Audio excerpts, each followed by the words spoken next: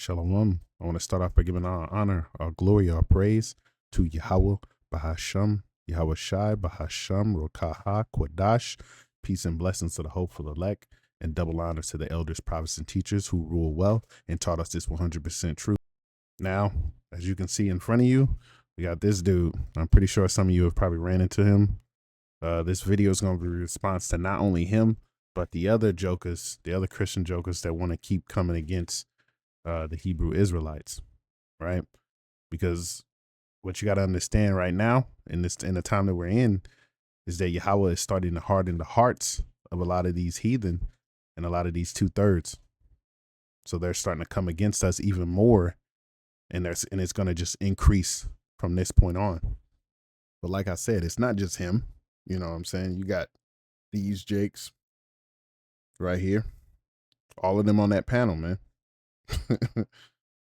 And then there go your boy right there that the video's about, debunking Hebrew Israelites. That's the dude's damn name, or what he has as his title, right? And you got this dude, he denouncing the image of Yahweh Shai, and he denouncing the name, right? He's denouncing everybody's name, but look at that. His name is not Yahweh Shai. That's what he got up there. And then he's saying the image is false. Slakia. So you got Jake out of their damn mind, man. And they going against the doctrine. And like I said, this dude named debunking Hebrew Israelite. Your whole persona on TikTok is coming at, Hebrew Israelites. Like, we not worried about you, man. Go find something else to do. And then he says right here, Christ is king. Jesus saves. That's Neo. He the one. Detroit raised. Who you? Whatever the fuck that was supposed to mean. Like, this dude's bugged out, man. He's bugged out, and he has a severe hatred for the Israelites. I don't know who hurt his feelings, but he got some severe hatred, man. Right? And that's nobody but Yahweh Ba'Shem Yahweh Shai hardening this devil. Right? And we can get that.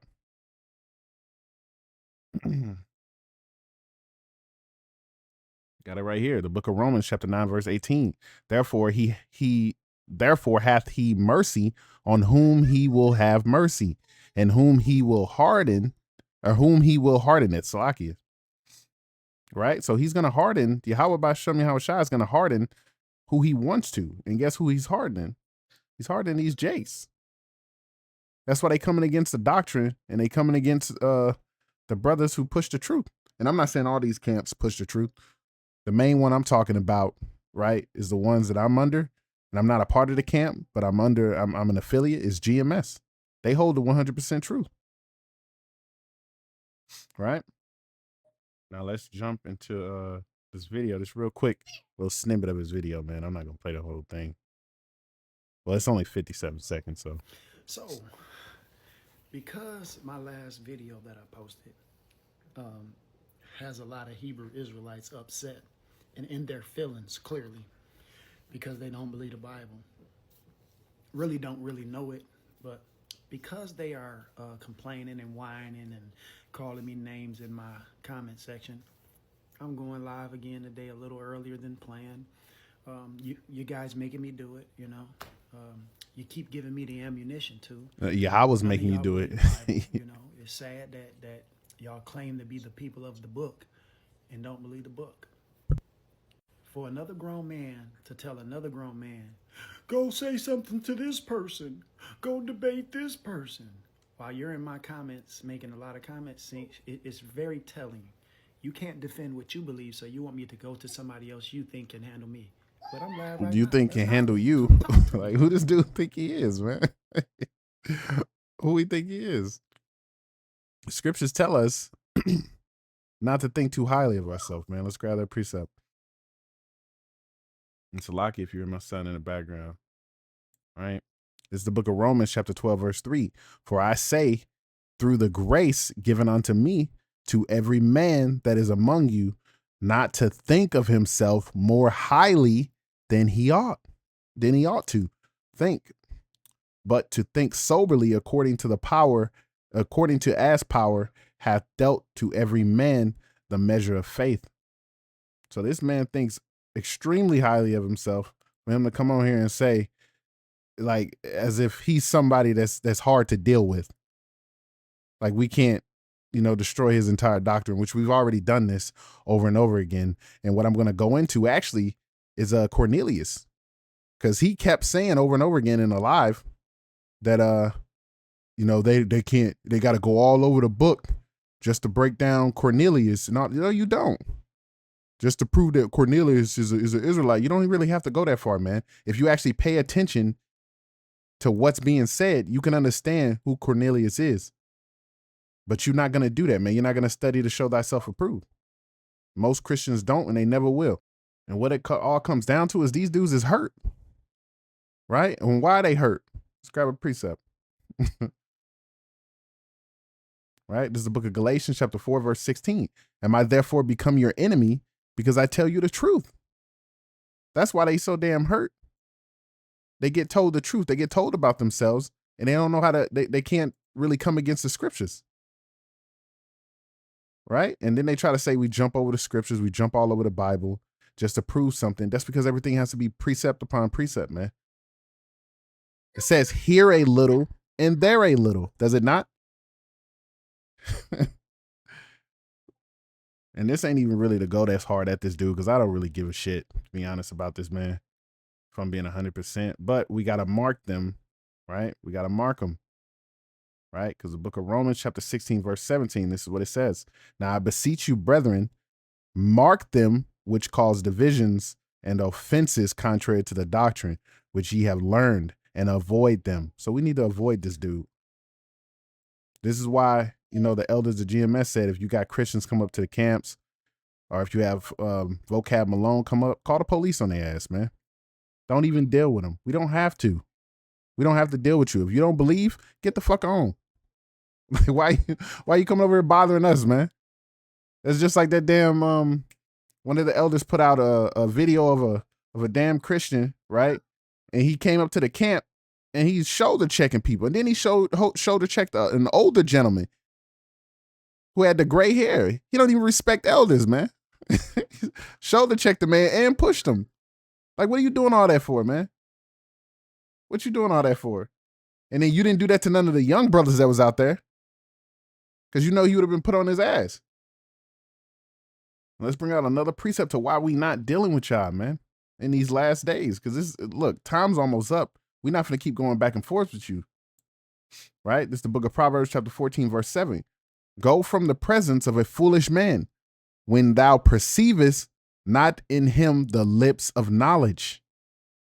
You running around screaming Cornelius ain't an Israelite. You don't know how to go. You don't know how to divide the word, rightly divide the word. You don't know how to go precept upon precept. Well, let's jump straight into this, man. We're going to jump straight into it. Because he stood on that. Cornelius is not an Israelite. Let's see. This is the book of Acts, chapter 10, verse 2. Salakia, let me go back. I'm going to go back to 1. Salakia. Let's go to 1. Right? This is Acts 10 and 1. There was a certain man in Caesarea called Cornelius, a centurion of the band called the Italian band. Now, that part was very important. He's a centurion of the band called the Italian band. A centurion, what is a centurion? Because they'll go and it's like, oh, it's a Roman. It's a Roman. Yeah, it very much well could be a Roman citizen, but that's just your citizenship, man. Paul was a Roman too, but guess what he also said? Let's grab that real quick. Grab that precept real quick. Right? And we're going to get Romans 11 and 1. I say then, hath power cast away his people? Power forbid. For I also am an Israelite of the seed of Abraham of the tribe of Benjamin. So that's clear as day. Paul was a Roman, but guess what? He was an Israelite, because him being a Roman was just his citizenship, man. All right, now let's get back to Cornelius. Now it says he's a centurion. Let's get what that is. Centurion, right? Centurion, the commander of a century in the ancient Roman army. That's like saying you calling him Not an Israelite is like saying you can't be an Israelite if you're a fucking staff sergeant. Oh, that guy's a staff sergeant in the U.S. Army. He's not. He can't. There's no way he can be an Israelite. That doesn't make any fucking sense. No sense whatsoever, man. Let me recenter this. All right, so now we know what that centurion is, of the band called the Italian Band. So he was a centurion. He was an officer in the Roman army. This is all it has said about Cornelius thus far. Listen, a devout man and one that feared power with all his house, which gave much alms to the people and prayed to power always. So that's a loaded verse. A devout man, right? Let's go into that.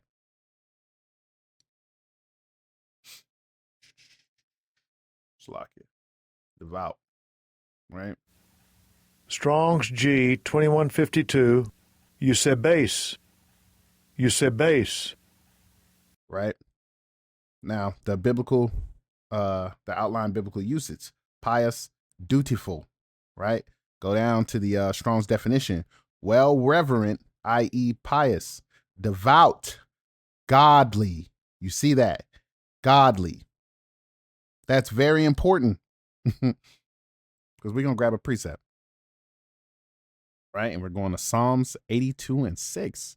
I have said, ye are gods, and all of you are the children of the Most High, right? Which is Israel, because they're the only ones that can receive the adoption according to Romans 9, which we'll get that a little bit later, right? But boom. Devout goes into godly. Who can be godly? The children of Israel. There's no damn heathen being called godly. What's godly about a damn heathen? Nothing. And in order to be devout or godly or godliness, whatever you want to call it, you got to be what? You got to be considered righteous, right? And can the wicked be righteous? Can anyone outside of Israel, especially speaking on Esau, Edom, because y'all think Cornelius is a Edomite, can an Edomite be righteous? Let's see. Let's go to scripture and find out, man. Right? This is the book of Isaiah, chapter 26, verse 10. Let favor be showed to the wicked, yet will he not learn righteousness. In the land of uprightness will he deal unjustly, and will not behold the majesty of Yahweh. He will not, that is very important, he will not behold the majesty of Yahweh, because we're going to go into that word behold real quick. Right? We got it right here. Strong's H 7200. Ra'ah. To see, perceive, to see, have vision. That's important. If we gonna show you why it's important, let's go back to Acts. Let's go back to the book of Acts. We're gonna continue to read. A devout man and one that feared power with all his house, which gave much alms to the people and prayed to power always. He saw in a vision. He saw in a vision, evidently about the 9th hour of the day, an angel of power coming into him and saying unto him, Cornelius. And when he looked on him, he was afraid and said, what is it, Lord? And he said unto him, thy prayers and thine alms are come up for a memorial before power. You see this, man? He had a vision. What did we just read? Slovakia. What did we just see? Right? To see, have vision. So guess what? Cornelius was an Israelite, man. He had to be. Rightly dividing the word, it is undeniable that he has to be an Israelite. He has to be. we could prove even further that he's not an Edomite, right? This is the book of Malachi, chapter 1, verse 4. Whereas Edom saith, we are impoverished, but we will return and build the desolate places. Thus saith Yahweh of hosts, they shall build, but I will throw down, and they shall call them the border of wickedness. That's who Esau Edom is, the wicked. And the people against whom Yahweh hath indignation forever. That's never ending hatred. And guess what? The scripture says what? Yahweh changes not. So he didn't change his mind on these people, man. Cornelius could not have been an Edomite. He had to be an Israelite because he was having visions of Yahweh by Hashem Yahweh Shai. That's clear to see for those who have, who have the oil. Right? And that's all I got for right now. That's all I got, man. It gets no clearer than that. Like the scripture says, mark them, right? This dude's marked. And he's not just marked for us to know. He's marked by Yahweh B'Shem Yahweh Shai, man. And those angels. So when they come back, you already know what's happening to him if he still be on the earth and they come back. And he ain't repented. Right? And that's if he's a Jake. Because the way he's moving like he's a Edomite. Because you know what? Nah, we do got some more. We do got some more. Because I don't know what's up with you, Jake, who constantly come up against the doctrine. And it's always to save Esau Edom, man. It's always to save Esau Edom. Why is that? Let me show you why that is. We's going to show you why. Right? It's called Stockholm Syndrome. That's what it's called, man. Stockholm Syndrome isn't a psychological diagnosis. Instead, it is a way of understanding the emotional response some people have towards a captor or an abuser. It happens to some abuse and hostage victims when they have positive feelings towards an abuser or captor. Right? And we gonna look at this. Someone who has Stockholm Syndrome might have confusing feelings towards the abuser, including love, sympathy, empathy, desire to protect them. A lot of you 2/3 Jakes, you have love for Esau.